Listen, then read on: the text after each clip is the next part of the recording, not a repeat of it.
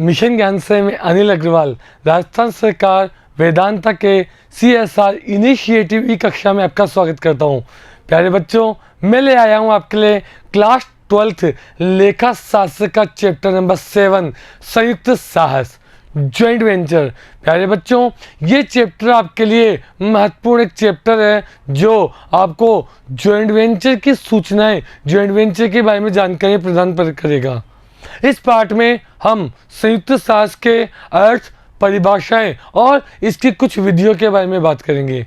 प्यारे बच्चों, joint venture क्या है, क्यों और कौन सी संस्थाएं इसे चालू करती है, पढ़ते हैं इस पार्ट के जरिए। तो ये है आपका पार्ट 7।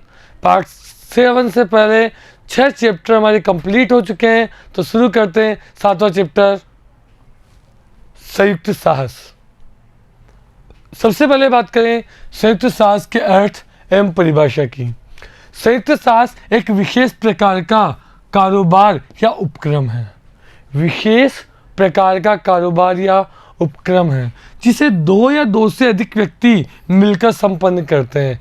यानी मैं कह सकता हूँ संयुक्त साहस के लिए न्यूनतम 2 और अधिकतम कितनी भी संख्या हो सकती है व्यक्ति मिलकर संपन्न इस कार्य को कर सकते हैं।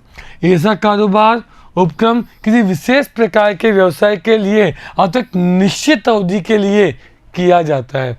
संयुक्त साहस का जो कार्यक्रम है, उपक्रम है, कारोबार है, ये कोई भी ऐसी संस्था जो किसी विशेष उद्देश्य के लिए काम कर रही हो या कुछ निश्चित समय के लिए कार्य कर रही हो तो इस कारोबार को अपना सकती है।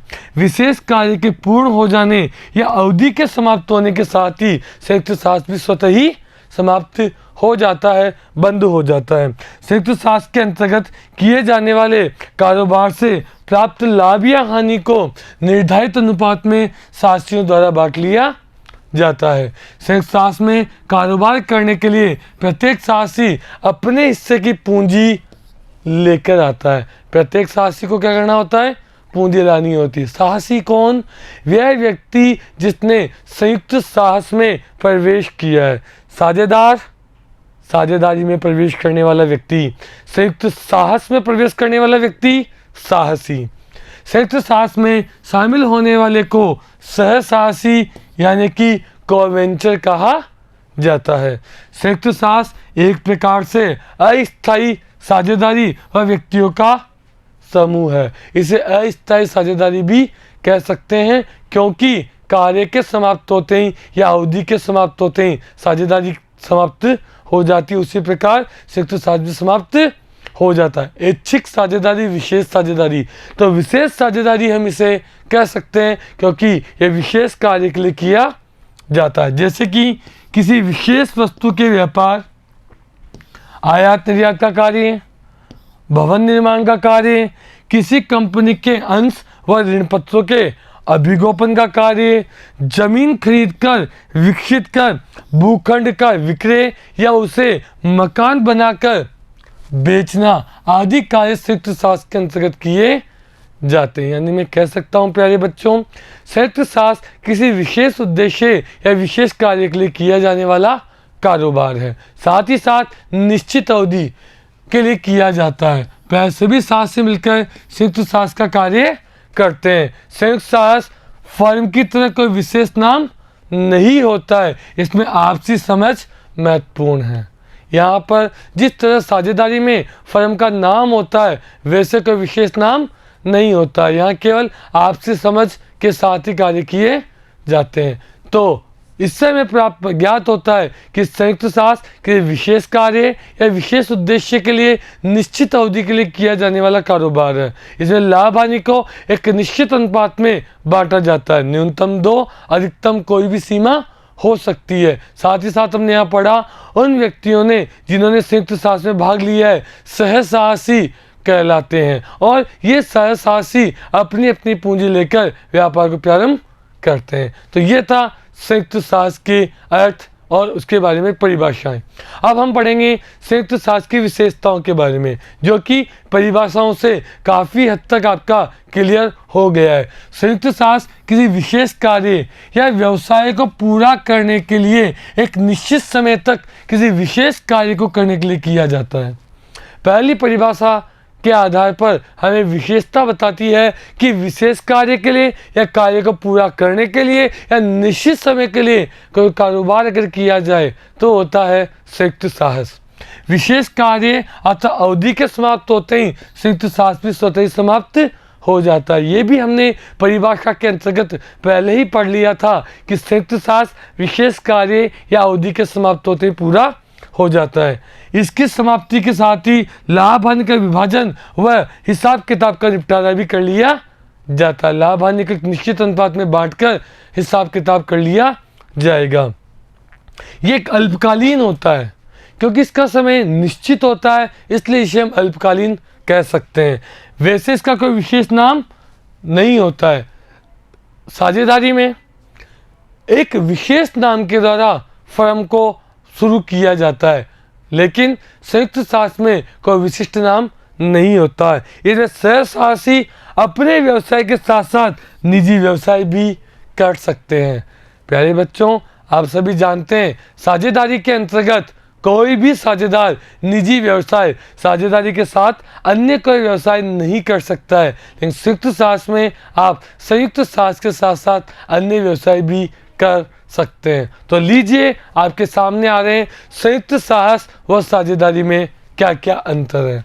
सबसे पहले बात करूं नाम, तो नाम की बात करूं तो संयुक्त साहस का कोई नाम नहीं होता है, जबकि साझेदारी के अगर मैं बात करूं तो इसका एक निश्चित नाम होता है। संयुक्त साहस बिना किसी नाम के शुरू होता है, जबकि संयुक्त साझेदारी का एक निश्चित नाम रखा जाता है।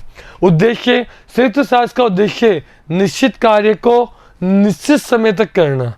या तो निश्चित कार्य के लिए व्यापार होगा या निश्चित समय के लिए व्यापार होगा, लेकिन साझेदारी का निर्माण निरंतर संचालन करने हेतु किया जाता है। इसका समय सामान्यतया निश्चित नहीं होता है। अगर पंजीयन की बात करूं तो संयुक्त साहस में पंजीयन करवाना आवश्यक नहीं है, लेकिन साझेदारी में कौन सा अधिनियम बच्चों, याद करो फटाफट से, साझेदारी अधिनियम 1932। Very good.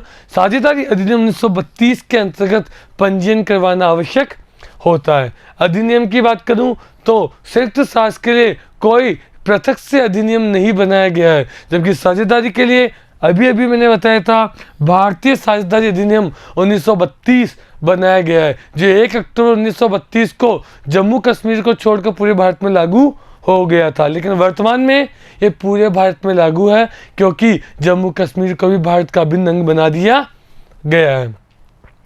संयुक्त साहस में भाग लेने वाले को सहसाहसी कहा जाता है, लेकिन साझेदारी में भाग लेने वाले को साझेदार कहा जाता है, जो कि मैं आपको पहले भी बता चुका हूं।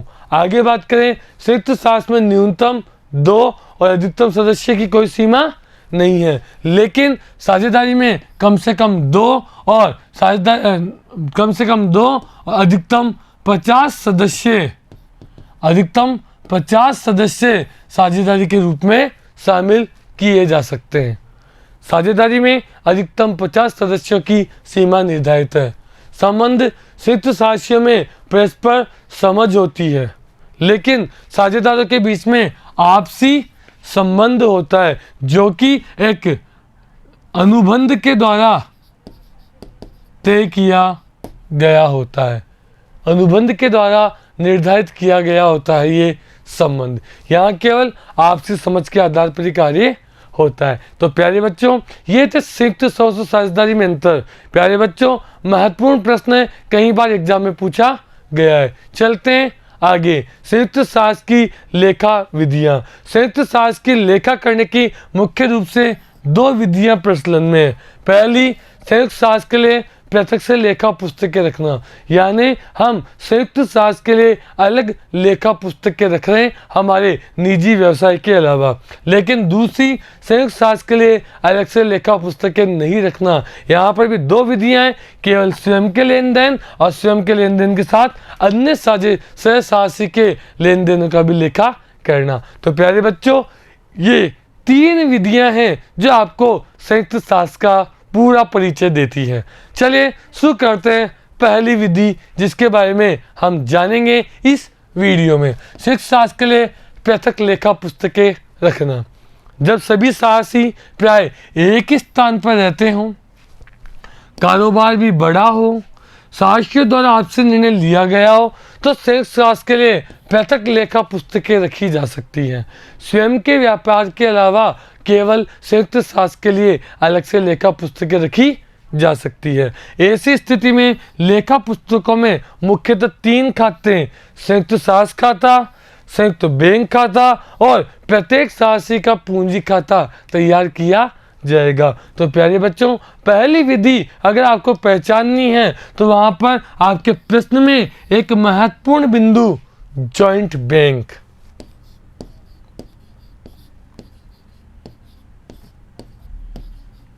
संयुक्त बैंक खाता, जॉइंट बैंक अकाउंट, इस वर्ड का प्रयोग आपके प्रश्न में किया गया होगा। जहां पर भी संयुक्त बैंक खाता बनाने या खोलने की बात आए तो आपको सीधा क्लिक होगा कि आपको पहली विधि से इस प्रश्न को सोल्व करना है।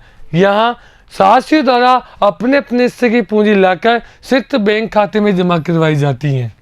सभी व्यक्ति अपने अपने हिस्से की पूंजी लेकर आते हैं और जितना जितना पैसा लेकर आते हैं उसे संयुक्त बैंक खाता, जॉइंट बैंक अकाउंट में जमा करवा देते हैं। सभी भुगतान प्राय इसी खाते से किए जाते हैं, यानी जो भी हम पैसे का भुगतान करेंगे वो जॉइंट बैंक अकाउंट से करेंगे। और बिक्री से प्राप्त रकम भी इसी खाते में जमा करवाई जाती है। कोई भी माल बेचने पे हमें पैसा प्राप्त होगा तो भी जॉइंट बैंक अकाउंट में डाला जाएगा। संयुक्त साहस खाता व्यापारिक एवं लाभ हानि खाते की तरह होता है। खर्चों को DR और आय को CR। इसमें सभी क्रय व खर्चे नाम पक्ष में लिखे जाते हैं, तब बिक्री व अन्य आय को जमा पक्ष में लिखा जाता है। इस खाते का अंतर लाभ या हानि को प्रकट करता है, जिससे एक निश्चित अनुपात में साझेदारों के द्वारा सहसाहसियों के द्वारा बांट लिया जाता है।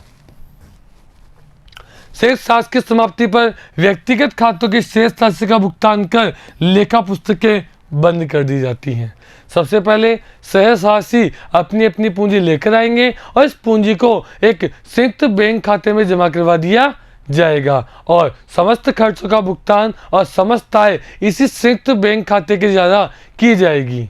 उसके बाद एक जॉइंट वेंचर अकाउंट बनाया जाएगा जो लाभ हानि खाते की तरह होता है, जहां खर्चों को DR और आय को CR किया जाता है। और उसके बाद व्यक्तिगत खाते बनाकर अंतिम भुगतान कर दिया जाता है। तो देखते हैं कौन कौन सी होंगी प्रविष्टियाँ। सबसे पहले बात करें, संयुक्त साहसी अपनी राशि बैंक में जमा करवाएंगे। Joint bank account DR to co venture. Joint bank उसके पास पैसा आ रहा है, पाने वाले को DR करो, को वेंचर देने वाले को CR करो। ये जब पैसा जॉइंट बैंक अकाउंट में चला जाता है तो माल खरीदेंगे। अगर माल नगद खरीदते हैं तो joint venture account debit to joint bank, क्योंकि मैंने आपको बताया था समस्त खर्चों का भुगतान जॉइंट बैंक के माध्यम से किया जाना है। इसके बाद खर्चों का भुगतान करेंगे तो भी joint venture account debit to bank. Joint venture आपके लाभ हानि खातों के लिए की तरह होता है, इसलिए समस्त खर्चों को इसमें DR कर दिया जाता है और जॉइंट बैंक से हम भुगतान कर रहे हैं इसलिए जॉइंट बैंक CR हो जाएगा। संयुक्त साहस के लिए माल उधार मतलब हमने भी भुगतान नहीं किया है, तो जॉइंट बैंक के स्थान पर आपूर्तिकर्ता का खाता क्रेडिट किया जाएगा। यदि माल की पूर्ति को साहसी करता है तो साहसी का व्यक्तिगत खाता पूंजी खाता क्रेडिट होगा। किसी बाहरी व्यक्ति से माल खरीदा, joint venture account debit to उस पर्सन का नाम। लेकिन अगर हमने कोवेंचर से माल खरीदा तो joint venture account debit to coventure. इसी प्रकार किसी खर्च का भुगतान को साहसी करता है तो जॉइंट बैंक के स्थान पर उस व्यक्ति का खाता क्रेडिट किया जाएगा। Joint venture account debit to coventure. माल बेचने पर नगद माल बेचा, पैसा आएगा जॉइंट बैंक में। मैंने आप लोगों को बताया यदि हम माल खरीदते हैं, खर्चे का भुगतान करते हैं तो भी जॉइंट बैंक से करते हैं, और यदि माल बेचते हैं या कोई पैसा प्राप्त होता है तो भी जॉइंट बैंक में प्राप्त होगा। Joint bank account debit to joint venture. माल के उधार विक्रय की दशा में जिस कस्टमर को आपने माल बेचा है उसका नाम आ जाएगा customer account debit to joint venture. माल विक्रय के बाद ग्राहक से भुगतान प्राप्त होगा तो joint bank account debit to customer, यानी एक बार उधार माल बेचा जाएगा और दूसरी बार उससे भुगतान प्राप्त कर लिया जाएगा। यदि ग्राहक को बट्टा दिया गया है तो संयुक्त सास खाते को डेबिट करेंगे। कोई भी डिस्काउंट हमने हमारे कस्टमर को दे दिया है, उससे कम राशि हमने ली है तो उस डिस्काउंट को जॉइंट वेंचर अकाउंट में ट्रांसफर कर दी जाएगी। और ऐसे ही कोई राशि डूब जाती है तो उसे भी जॉइंट वेंचर अकाउंट के डेबिट में ट्रांसफर कर दिया जाएगा। चलिए आगे चलें। उधार क्रय की दशा में हम सप्लायर हमें पेमेंट करेगा तो हम सप्लायर को पेमेंट कर देंगे, supplier account debit to joint bank. भुगतान करने पर छूट प्राप्त अगर हमें हो जाती है तो उसे जॉइंट वेंचर अकाउंट में हम क्या कर देंगे, क्रेडिट। अगर डिस्काउंट हमने दिया है तो हमारे खर्चा है डेबिट में और छूट हमने प्राप्त की है तो क्रेडिट में। चलते हैं। किसी सासी द्वारा संयुक्त सास का बचा हुआ माल ले लेने पर किसने लिया, कोवेंचर ने, तो आ जाएगा coventure account debit to joint venture, क्योंकि कोवेंचर ने माल ले लिया है। यदि किसी सासी को पूंजी पर ब्याज, कमीशन आदि दिया जाए तो joint venture account debit to coventure, उसको दिया जाने वाला ब्याज और कमीशन। आगे चलें। संयुक्त सास समाप्त पर खाते द्वारा लाभ को प्रकट करने पर लाभ को उनके अनुपात में बांट दिया जाएगा, joint venture account debit to coventure. लेकिन हानि होने पर इनकी अपोजिट हो जाएगी, coventure account debit to joint venture, और हानि को भी एक निश्चित अनुपात में बांट दिया जाएगा। संयुक्त सास की समाप्ति पर सासियों को उनके व्यक्तिगत खाते या पूंजी खातों में शेष अंतिम भुगतान करने पर coventure account debit to joint bank. अगर उन्हें भुगतान किया जा रहा है, वो व्यापार से पैसा लेकर जा रहे हैं, तो इस प्रकार हम प्रविष्टि करेंगे। यदि किसी सासी का पूंजी खाता डेबिट शेष बताता है, अंतिम भुगतान से पूर्व उस सासी से शेष रकम वसूल की जाएगी, उसके बाद अन्य सासियों को भुगतान किया जाएगा। तो प्यारे बच्चों, ये थी आपकी जॉइंट वेंचर से रिलेटेड प्रविष्टियां। लेते हैं आपका प्रश्न। पहला प्रश्न है, विवेक, भावेश और पार्थ बराबर लाभ हानि बांटते हुए साझेदार हैं, यह संयुक्त सास में शामिल होते हैं। तीन व्यक्ति विवेक, भावेश, पार्थ 1 जनवरी 2016 को स्टेट बैंक में अपना एक बैंक खाता खोलते हैं। प्यारे बच्चों, जैसे कि मैंने आपको बताया, बैंक में खाता खोलते हैं, इसका मतलब है कि आपको फर्स्ट मेथड से सवाल सोल्व करना है, जिसमें विवेक 30,000, भावेश 40,000, पार्थ 90,000 रुपये जमा करवाते हैं। यह भी निश्चय किया गया कि इन जमाओं पर 6% वार्षिक ब्याज दिया जाएगा। अनिल से 1,25,000 रुपये का माल खरीदा। अनिल हमारा सहसासी नहीं है। विवेक से 25,000 रुपये का स्टॉक प्राप्त हुआ। अनिल को चेक द्वारा भुगतान कर दिया गया। विवेक सहसासी है, अनिल सहसासी नहीं है, उसको चेक से भुगतान कर दिया। अन्य खर्चों के 10,600 रुपये चुकाए। विवेक ने संयुक्त सास का कुछ माल 80,000 नगद व 1,20,000 रुपये में सुनील को उधार बेचा। सुनील ने समान राशि का एक बिल स्वीकार किया, जिसे 1,17,000 रुपये में बैंक से बुना लिया। 31 मार्च को संयुक्त सासियों की प्रारंभिक पूंजी वापस लौटा दी गई। सेवाओं के लिए विवेक को 5% कमीशन किसका, बिक्री का दिया जाएगा। आपको 31 मार्च को लेखा समाप्त हो गया, खाते तैयार करने। प्यारे बच्चों, 1 जनवरी को बैंक में आपने पैसा जमा करवाया, हिसाब किताब निपटाया 31 मार्च को, यानी जनवरी, फरवरी, मार्च, मात्र 3 महीने के लिए आपका संयुक्त सास का व्यापार कारोबार चला। तो शुरू करते हैं बच्चों पहला प्रश्न और बनाते हैं इस प्रश्न में सबसे पहले joint bank account. Joint bank account जो अकाउंट है उसमें जितना पैसा बैंक में जमा हो रहा है वो डेबिट में, और जितना पैसा बैंक के द्वारा भुगतान किया जा रहा है वो क्रेडिट में आता है। तो सबसे पहले बैंक में खाता खोला और खाता खोल कर जमा कराए गए 30, 40 और 90। तो लिख देंगे 2 विवेक, 30, 2 भावेश, 40, 2 पार्थ, 90,000। जितना पैसा बैंक में जमा करवाया गया है वो हमने लिख दिया। इन जमाओं पर 6% वार्षिक ब्याज दिया जाएगा, जिसकी बात बाद में करेंगे। अनिल से 1,25,000 का माल खरीदा। अनिल से उधार खरीदा, नहीं आएगा। 25,000 का स्टॉक विवेक से प्राप्त हुआ, नहीं आएगा। अनिल को चेक द्वारा भुगतान किया, पैसा जा रहा है बाय अनिल अकाउंट 1,25,000। आगे विवेक को 10,000 खर्चे 10,600 चुकाए गए बाय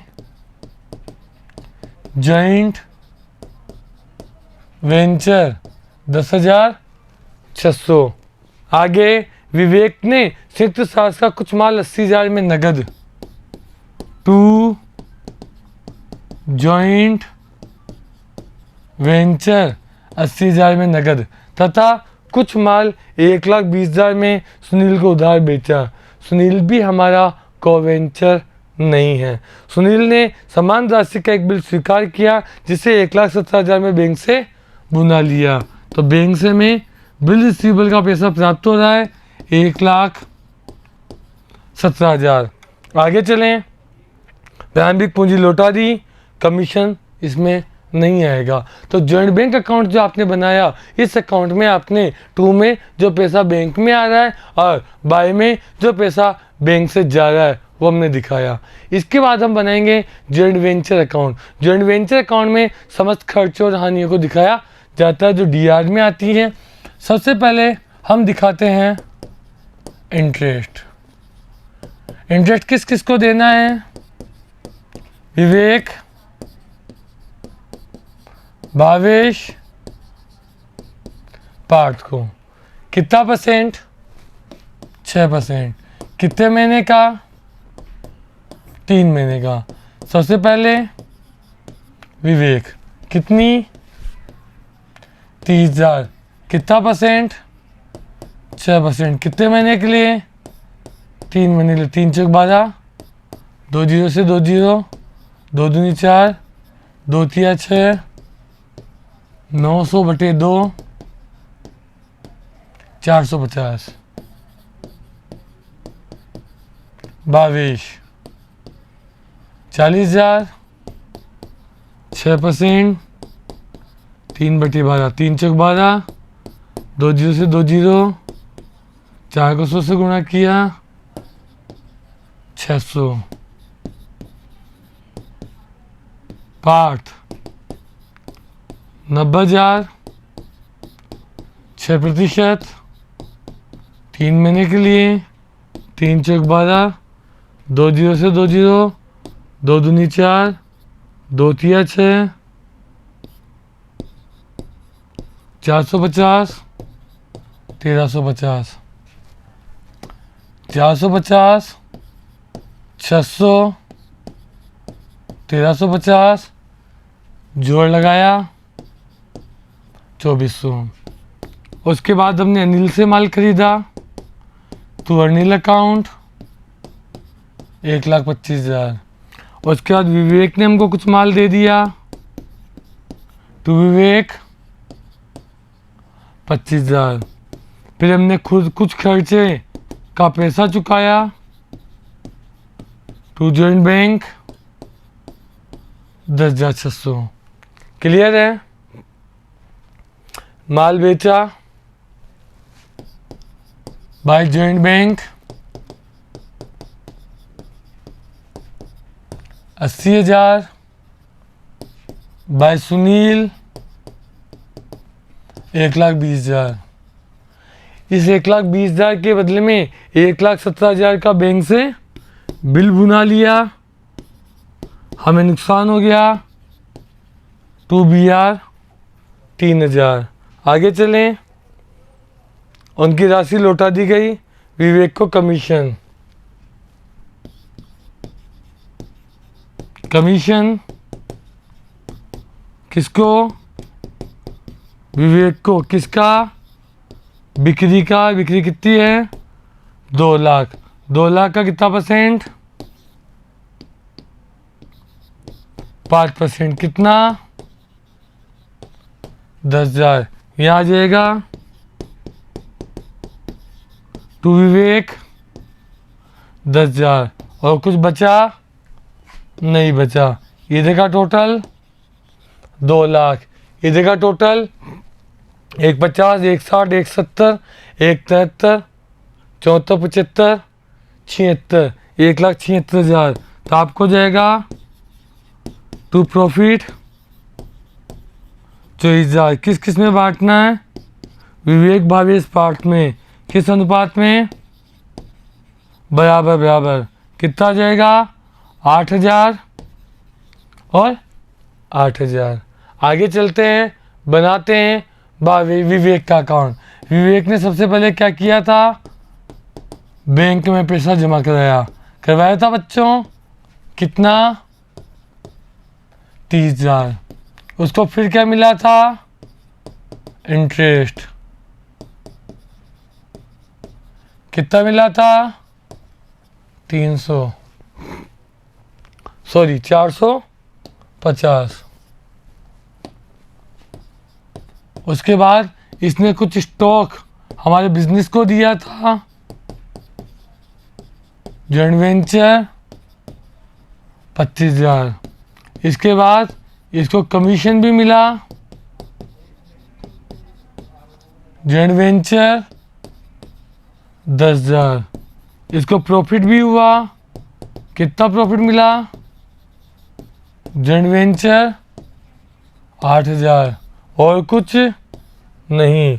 टोटल लगाएंगे 30, 25, 55, 10, 65, 66, 67, 68, 69, 70, 72, 73, 73,450। यहाँ आ जाएगा टू जॉइंट बैंक 73,450। जब जॉइंट बैंक अकाउंट की ओर चलेंगे तो वहाँ लिख देंगे बाई विवेक 73,450। अब किसका लेकर आना है? भावेश का। चलते हैं भावेश की और भावेश में सबसे पहले बाय जॉइंट बैंक। कितना? 40,000। फिर बाय जॉइंट वेंचर। कितना इंटरेस्ट था इसका? 600। फिर प्रॉफिट हुआ जॉइंट वेंचर। कितना? 8,000। कितना हो गया? 48,600। यहाँ लिख देंगे टू जॉइंट बैंक 48,600। ये आ जाएगा यहाँ पर 48,600। अब कौन बचा? पार्थ। बाय पार्थ। चलते हैं पार्थ के अकाउंट की ओर। सबसे पहले पार्थ में क्या दिखाएंगे? जो पैसा बैंक में जमा कराया, बाय जॉइंट बैंक 90,000। फिर दिखाएंगे इंटरेस्ट। कितना इंटरेस्ट? 1,350। फिर क्या हुआ इसे? प्रॉफिट। कितना हुआ?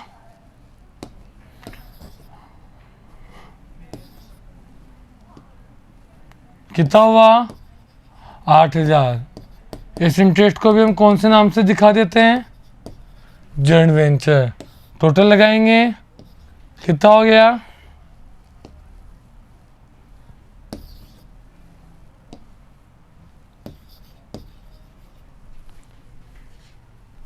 99,350 टू जॉइंट बैंक 99,350। यह आ जाएगा 99,350। टोटल लगा लेंगे। प्यारे बच्चों, जॉइंट बैंक का टोटल इक्वल आने पर माना जाता है कि आपका प्रश्न बिल्कुल सही है। तो प्यारे बच्चों, ये था हमारा पहला प्रश्न। चलते हैं अगले प्रश्न की और अगला प्रश्न है, क्या कह रहा है, रमेश व नरेश दो साझेदार हैं जो भवन निर्माण के ठेके का कार्य करते हैं। संयुक्त पूंजी वाली कंपनी में 4 लाख ठेका मूल्य, इनको जो ठेका मूल्य मिलेगा वो मिलेगा 4 लाख। 3,20,000 तो नगद और 80,000 कंपनी के चुकता अंशों में इन्हें देय है। पंजाब नेशनल बैंक में बैंक खाता खोला, बैंक खाता खोला, जॉइंट बैंक, पहला मेथड। 1 लाख रुपये रमेश ने, 60,000 रुपये नरेश ने बैंक में जमा कराए। लाभ हानि को 2:1 में बांटा जाएगा। मजदूरी चुकाई 1 लाख, निर्माण सामग्री 1,20, विविध खर्च 48,000।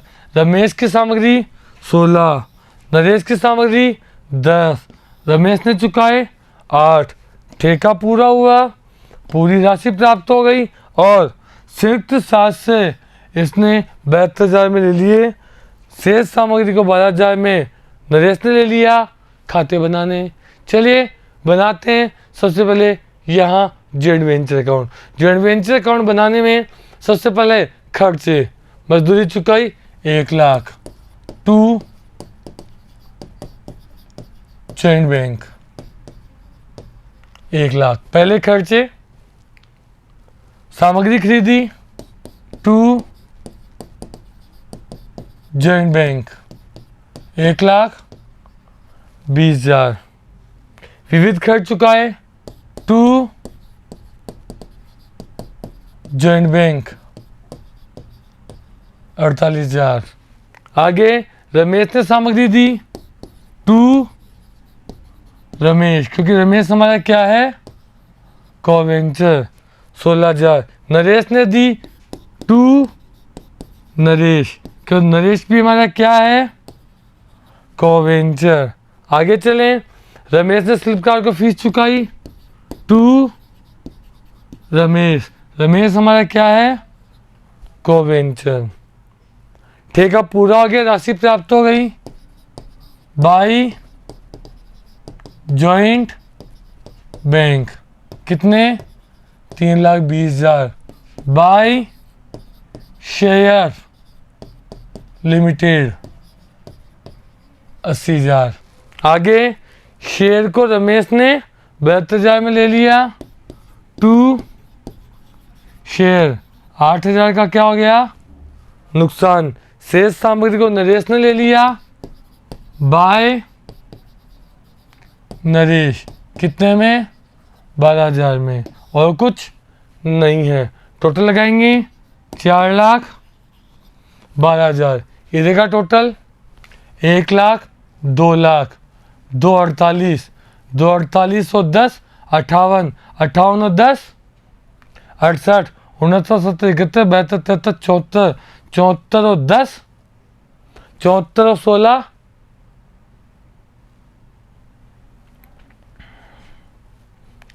1 लाख 2 लाख 2,48, 58, 68, 68, 68 और 6 74, 74 16 74, 74 10 74 और 10 84, 90, 90 और 20 2,10,000, 2,10,000 को घटा देंगे, आपको हो गया टू प्रॉफिट 1 2 2,20 2,68 2,78 2,88, 88 से 94, 94 16 2,10, 4,12,000, 4,12,000 में से 2,10 माइनस करेंगे 2 0 2, 2,02,000। किस किस में बांटा जाएगा ये, रमेश और नरेश में। किस अनुपात में, 2:1, यानी 3 6 18 2 3 7 21। कहीं ना कहीं कुछ गलत तो नहीं हुआ है। 1 लाख 1,20 48 16 10 8 1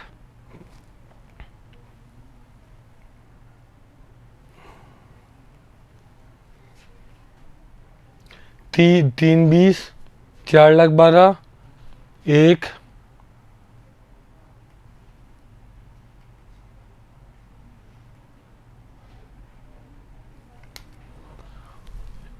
4,12,000, 1, 2, 2,68, 2,68, 78, 88, 6, 94, 94, 16,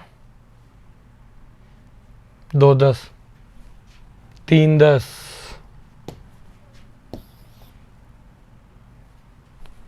3, 10, 3, 10 गए तो 4, 12 में से 3, 10 जाएंगे 2, 0, 1, 1,02,000, 1,02,000 को बांटेंगे, 3 का भाग देंगे, 3 एकम 3, 3 तिया 9, 3 चौक 12, 34, 68। चलिए आगे चलते हैं। जॉइंट बैंक अकाउंट, तीनों पहले दोनों ने कितना कितना पैसा जमा कराया? टू नरेश, टू क्या क्या नाम है, टू रमेश और नरेश, 1,00,000 और 60,000 रमेश ने करवाए, 1,00,000 नरेश ने कराए, 60,000। चलिए बैंक में 3 आ रहे हैं, by joint venture 1,00,000, by joint venture 1,20,000, by joint venture 48,000। आगे इधर से टू जॉइंट वेंचर 3,20,000। इसका मतलब किसका अकाउंट? रमेश का। कितना बैंक में जमा कराया? By joint bank 1,00,000। चलिए जॉइंट बैंक जमा करा दिया 1,00,000। आगे चलें, ये रहा by joint venture 16,000, by joint venture 8,000, by joint venture 68,000। Ramesh Ramesh Ramesh, इधर से नरेश है। चलिए और कुछ आएगा नहीं, टोटल लगा लेंगे। 1, 16, 8, 24, 24 और 60, 84, 84, 85, 86, 87, 88, 89, 90, 91, 92, 1,92,000। To joint bank 1,92,000। आगे चलें, नरेश नरेश के में by joint bank 60,000, by joint venture कितने रुपए? 10,000 ही थे ना, 10,000, 34,000 का प्रॉफिट, बाय जॉइंट वेंचर 34,000। उसने माल कितने का ले लिया? To joint venture 12,000। टोटल लगाएंगे 1,04,000। To joint bank 92,000। Joint bank account में आ जाएगा ये।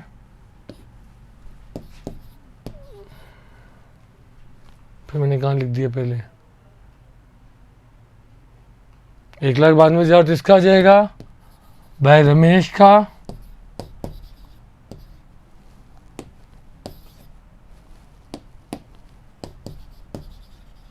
और बाय नरेश 92,000। टोटल लगाएंगे, टोटल आ जाएगा इक्वल। तो प्यारे बच्चों, पहले आप जॉइंट वेंचर अकाउंट, उसके बाद आप जॉइंट बैंक अकाउंट और उसके बाद को वेंचर अकाउंट बनाते हैं। जॉइंट बैंक अकाउंट में आप उन समस्त खर्चों को दिखाते हैं जो डीआर में हम जॉइंट वेंचर अकाउंट में दिखाते हैं, और जो इनकम सीआर में होती है वो दिखाई जाती है। कोवेंचर अकाउंट में कोवेंचर से संबंधित व्यवहारों का लेखा करने के बाद आप इनका अंतिम भुगतान करते हैं, जिसे अंत में आप जॉइंट बैंक अकाउंट में दिखाते हैं, और जॉइंट बैंक अकाउंट आपका बराबर आता है तो माना जाता है कि आपका सवाल सही है। तो प्यारे बच्चों, ये था आपका पहला मेथड। दूसरे मेथड के साथ जल्दी ही हम आपके साथ फिर मिलेंगे। धन्यवाद।